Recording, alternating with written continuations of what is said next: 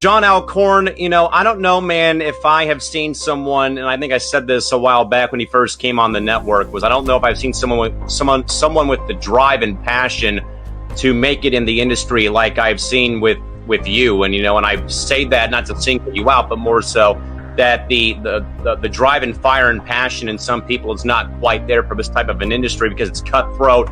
It's very, up and down roller coaster of emotion. But also, I don't know if I've seen a person, though, who probably has been so appreciative of a chance that they were given. Corn, like I've said, though, man, is, again, you're one of the new guys on this network. And again, I know that you're very appreciative, though, of me kind of giving you the shot here. But I just don't know if I've seen so much drive and energy and passion from someone maybe other than me for this industry and for this business and for the sports media field. The Broncos are going to lose today. Never. Rising star in this industry. He knows his stuff. He's not afraid to go at people. And it really wasn't that difficult at the time. Kind of sort of like, I kind of think if Ryan Fitzmagic was on the cover, I kind of sort of think everyone would dig it, man. He's got to come in one of his crazy get-ups, you know? What is up, folks? Ready for another episode of That One Dude 2020 right on the MI6 Sports Network. We had the honor and pleasure of getting to talk to Nick, the social media director / analyst for the Bucs Report. But my man, how are you doing on this Sunday afternoon? I'm doing pretty good, John. How are you? Good, man. Ready to talk some football and Tampa Bay Buccaneers and maybe talk about the draft and anything else with the sort, man. Yeah, I mean, the draft is, what are we, almost two weeks away or 1 week away? I mean, we're pretty close. It feels like a quick off season when you're a Bucs fan because we had the Super Bowl and it feels like it creeped up on us this year, but it's pretty good. For sure, and I wish some people wouldn't doubt the Bucs or Brady here, but I gotta ask you that, man. I mean, maybe people have asked you this, but you've been doing this for a while now. You work for certain people. Who's been like your biggest hero or influence working in the sports media industry? Ooh, man, that's a good question. I'd probably go Trevor Sikkema. I mean, he's been around for a while.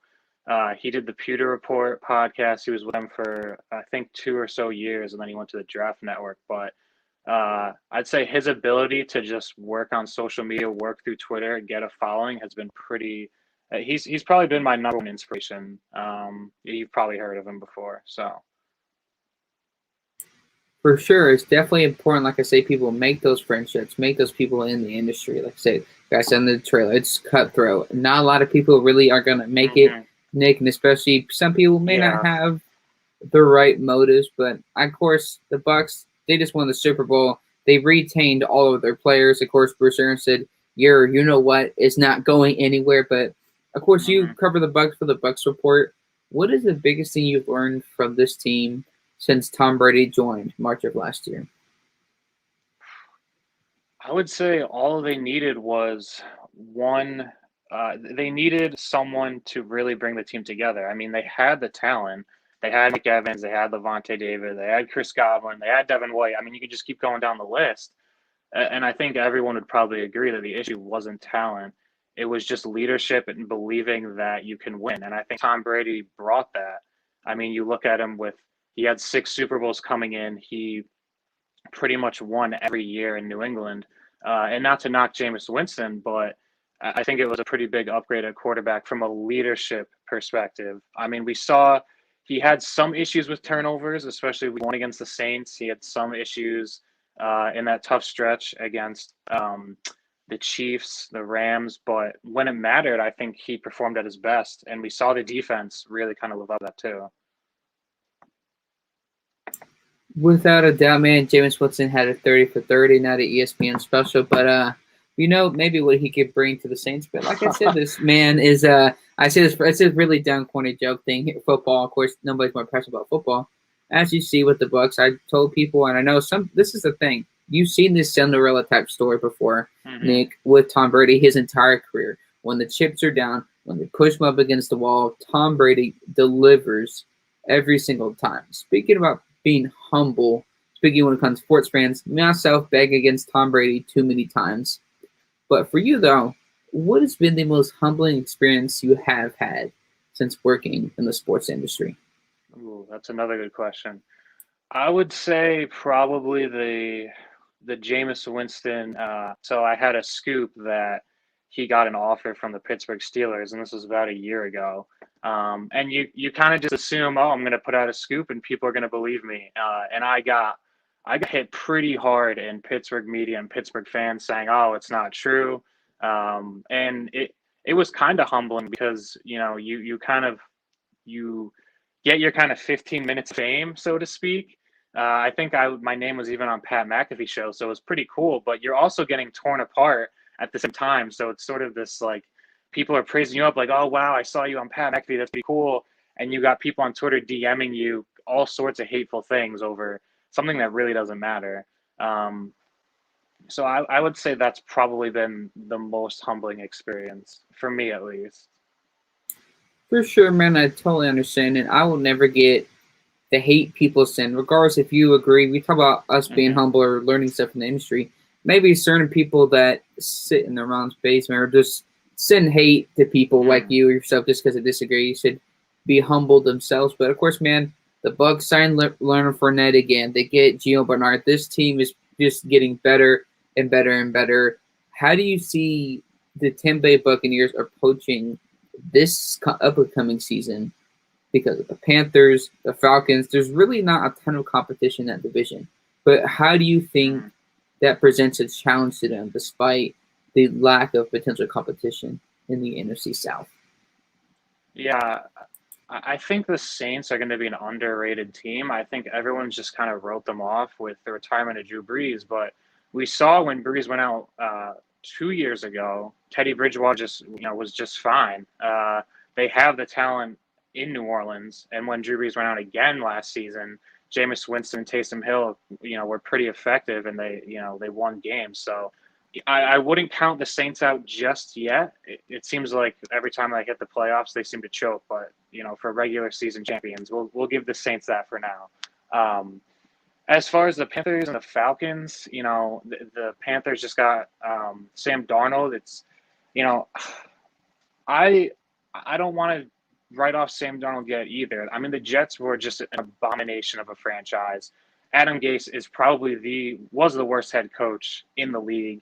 They just didn't let him really improve at all. It was kind of a shame. And then we got the Falcons. I mean, I don't even understand who the Falcons are at this point. They have Matt Ryan, Julio Jones, Calvin Ridley. You'd think their offense is good. They had Todd Gurley last year who really didn't perform. The defense just had a ton of injuries. So, I would say the Saints are probably still that contender. And then you have the Falcons and the Panthers, kind of at the bottom of the barrel. But as far as offseason goes, I was pretty surprised they signed Giovanni Bernard. With the cap room they have left, I would assume that they were saving it for Antonio Brown, and he continues to kind of sit out. He has a contract on the table. They're waiting for him to sign it, but I think he's in disagreement with the total amount. I think it's going to just be 1 year, but he doesn't agree with how much it is. And, it's been kind of dragging on for a while. As far as the draft goes, I think they can just pick best player available. It's kind of weird. We're used to, as Bucs fans, top 10 pick every year. It's, you mock the first round. It's always pretty easy. There's only, a couple of guys. Now you're down at 32, and it's like, it's almost impossible to predict when you're that low in the first round. Without a doubt, and I call them the Aints, man, because I said this every single year. Despite how great Drew Brees is, and I respect him as a man and career on and off the field, the problem is, again, I get flagged for this. Oh, you can talk about the Rams game. That was a penalty, yes. What did Drew Brees do in that overtime? Then neglect that, Nick. You talk about they lost against Case Keenum in 2018. So this goes back. I understand. Yes, they did. Taking it seriously, but I'll give the Saints a little bit of benefit just because James Winston had the surgery last year, so maybe he can become a good quarterback in this league. The Saints give Taysom Hill the empty Coward contract, but I tell people, Nick, the Falcons are rebuild in denial. This team, since the Super Bowl, has underachieved. They paid their defensive players. They show up out of nowhere.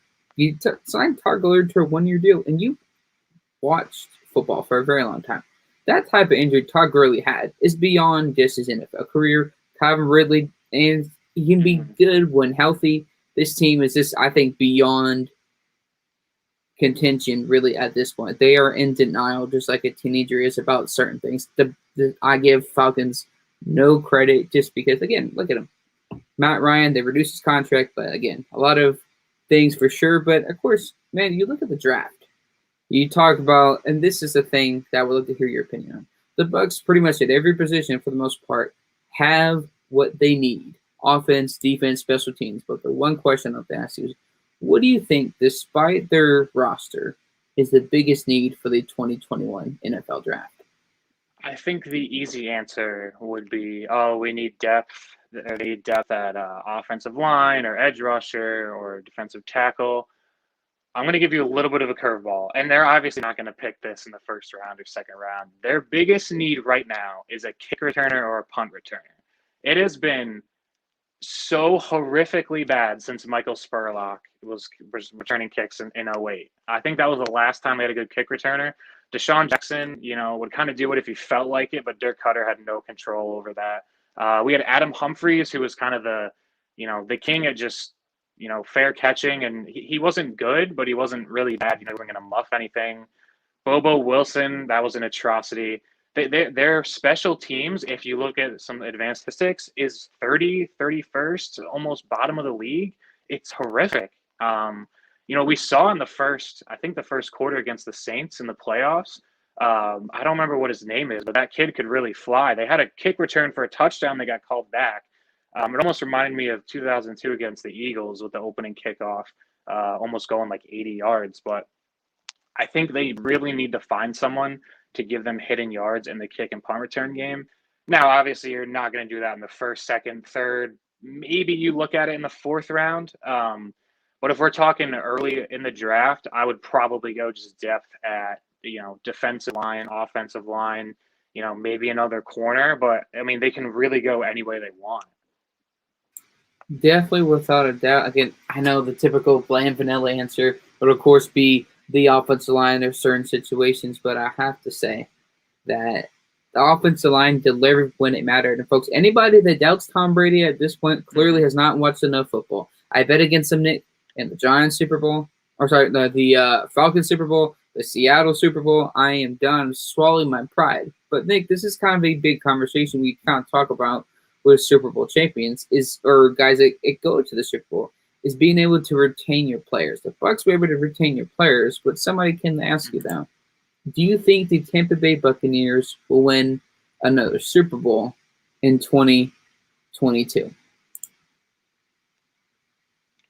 As long as Tom Brady stays healthy, I think they have a very good shot at it. I mean, this team was pretty crazy to watch last season where, we had the week 1 game against the Saints. The opening drive, the team scores a touchdown. And you're like, oh, here's Tom Brady football. We have it. We have an offense. We have a defense. And then they go on and just get crushed. They beat some bad teams here and there. And we start to, live up to the hype again. And then we got a tough stretch of the Rams, the Saints, the Chiefs, down 3 straight. And now we're just hoping to get into the playoffs. Then 4 games at the end of the season, we got that Falcons fiasco where I think they were down 24-7, come back at halftime. We're going into the playoffs against the Washington football team. That game doesn't look great. So, I'm sitting here against the Saints, I'm keeping my hopes down because I don't want to get upset. I'm like, if they beat the Saints, it'll be great. But I wasn't really sold that they would, given the regular season, obviously. They go out there and they beat them by 10. We look at the next game and it's like, oh, the Green Bay Packers, I mean, we already crushed them before. So I'm pretty confident they can do it again. Now they're in the Super Bowl and, I'm doing it again. I think we're just primed as Bucs fans to say, okay, we don't want to, live up to the hype too much because we've been, crashing and burning too many years. And then they beat the Chiefs. I mean, now people are saying they should get 12, 13 wins. I mean, I think it's another season where you better get into the NFC Championship game because that window is pretty small. It's not like we have Patrick Mahomes on a 15-year deal or whatever it is. They've got a 2 to 3 year window. I think within the next 3 years, they'll win another one. It's music to my ears when the Chiefs lose at the worst possible time, being a Denver Broncos fan. So I love seeing Patrick Mahomes get sacked. I love, again, obviously, I don't like to see the injuries, but I like to see when a team in my division does not win, despite my Denver Broncos with certain issues with a certain owner in the National Football League. But somebody comes to ask, we won't say the names, but I've kind of called them out a little bit. I'll say that for sure. But somebody comes in to ask, of course, Tampa Bay Buccaneers drafted, I believe, at the 32nd overall pick. What prospect do you think the Bucs could or should target in this year's draft? Yeah, I mean, this year, like I said, is really, really tough just because they pick so late. And, every single year the draft's a crapshoot. I think, top 5 is a bit easier to predict, even top 10. Once you get out of the top 10, it gets pretty tough. I think they'll probably go edge rusher, offensive lineman. If Joseph Asai drops that low, I'd be thrilled with that pick. A lot of people are on the Najee Harris bandwagon before Giovanni Bernard. I still wouldn't count out running back, though. I mean, you've got Ronald Jones, Leonard Fournette, and now Giovanni Bernard. They're all on one-year deals. So, their contract expires after this season. You need someone to fill in. I wouldn't be totally shocked at running back. And you got guys like Alex Leatherwood out of Alabama. I think he could be a potential steal there. But, I mean, it's tough because you've got guys that, you don't expect to be there at the end of the first round that just fall. The kid's name escapes me, but he was an offensive lineman. I think it was Temple. There was an offensive lineman last year that fell into the 3rd round that I wanted the Bucs to get. So there's always somebody that falls. But those are just a few names that are on the radar a little bit. Without a doubt, for sure. I know we talk about offense line or different issues, but the Bucs, man, you make that good point here. All are one-year deals, and after the year, they're going to be gone. And don't expect the Bucs to be able to re-sign every player. You're going to have to see what you do with Scott Miller and different issues. Let's see if you can keep your defensive players for a certain amount of time. But I got to ask you, though, I know we talked about the NFC South and how they should approach it, but despite maybe the competition not being as much with Drew Brees retiring, do you think the Tampa Bay Buccaneers' path to winning the NFC South is easier or more difficult compared to the 2020 campaign? I think it'll be easier. I said at the beginning that I wouldn't take the Saints lightly, but they're certainly a worse team without Drew Brees. And I think the schedule is a little bit easier in itself where, obviously they do the schedule based on divisional matchups. So the NFC South plays the NFC East this year. But I believe they play the Patriots away. I think they play the Giants at home. So they have a pretty easy schedule. You're going to have to sweep the Panthers and Falcons. That's a given. And I think the Saints will be an easier matchup. We know last year they got crushed. But there's no NFC West. There's no Chiefs. There's none of that. And the Saints get all of the harder opponents. They have to play the teams that came in first the year before. So I think the path to the playoffs is the division. I predicted last year, I believe my prediction was 11 or 12 wins. I haven't done predictions yet, but I'm leaning towards 13. I don't think that's out of the question at all. Without a doubt, and this is kind of what I tell people, is I understand that path is easier, but sometimes it can be harder because mentally you have to be in the right. It really doesn't matter. Panthers fourth quarter, and you may get a point there. Saints I shouldn't take lightly, but again, it's just Sean Payton in the playoffs. He has that kind of a playoff exit itch that for some reason he can't eliminate, but maybe that changes. But again, they got to take it. It's a little bit more difficult mentally because, yes, you are the best team in the division, beyond doubt. You have the Panthers, the Saints are maybe close to them, but it's going to be a humbling lesson if they can keep that up and not be distracted by, or getting in their own head, I'm the best team. Well, yes, you are the best team, but you have to play like that on the field without a doubt. But I'm going to ask you, though, and for final question, though, because I understand you're a very busy schedule, and again, thank you so much for taking time out of your day. But start our group to ask here, what qualities do you look for in a starting NFL quarterback? Oh, that's a good question. I think the answer's honestly changed in the last 15 to 10 years, where a lot of guys, a lot of scouts rather, would look for kind of a prototypical Peyton Manning, tall, in the pocket, big arm. You need mobility in the NFL now. And I know Tom Brady's sort of, not the prototypical quarterback that you see like Josh Allen. But you have to have the ability to escape the pocket and make plays when things break down. You see that with Russell Wilson. Patrick Mahomes does it well. You have to have that skill set. I think Trevor Lawrence will be able to do that. So that's probably number one, is when things break down around you, can you make a play?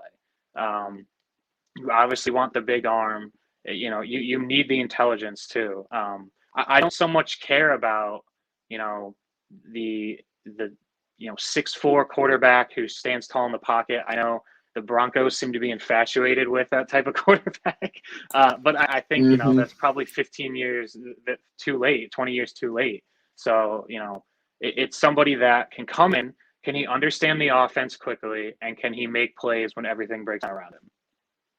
Without a doubt, I still have therapy sessions on Paxton Lynch because, Nick, I'll admit to you, and it's just embarrassing to say it live on air, but when they drafted Paxton Lynch, I was excited about it, and I was let down very, very quickly just into 2 preseason games. But whoever that therapist is, we got a lot more left to go because that Paxton Lynch sting is still going into effect because, believe me, I vented my frustrations about the Broncos. But again, man, Nick, what we do on the show here is before we end it, we have to do final thoughts. Folks, let's go to this afternoon's final thoughts.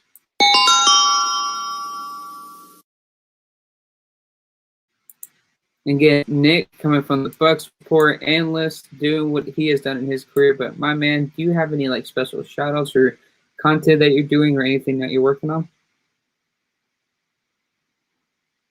Yeah, I mean, I haven't done as much this offseason just because I've been busy with other things. But Bucs Report will be doing live streams throughout the draft. I'll be there Thursday, Friday, probably Saturday, breaking stuff down.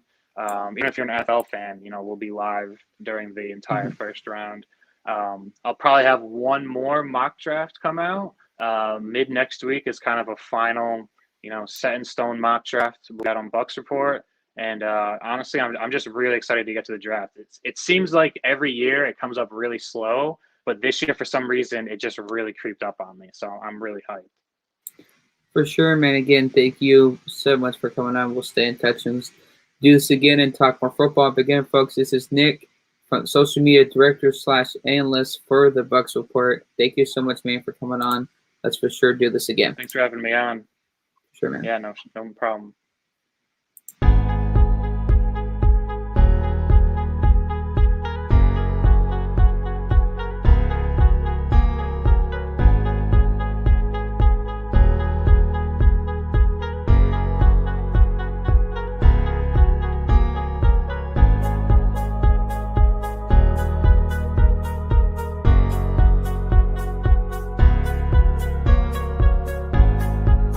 John Alcorn, I don't know, man, if I have seen someone, and I think I said this a while back when he first came on the network, I don't know if I've seen someone with the drive and passion to make it in the industry like I've seen with you. And, and I say that not to single you out, but more so that the drive and fire and passion in some people is not quite there for this type of an industry because it's cutthroat. It's very, up and down roller coaster of emotion. But also, I don't know if I've seen a person, though, who probably has been so appreciative of a chance that they were given. Corn, like I've said, though, man, is, again, you're one of the new guys on this network. And again, I know that you're very appreciative, though, of me kind of giving you the shot here. But I just don't know if I've seen so much drive and energy and passion from someone maybe other than me for this industry and for this business and for the sports media field. The Broncos are going to lose today. Never. Rising star in this industry. He knows his stuff. He's not afraid to go at people. And it really wasn't that difficult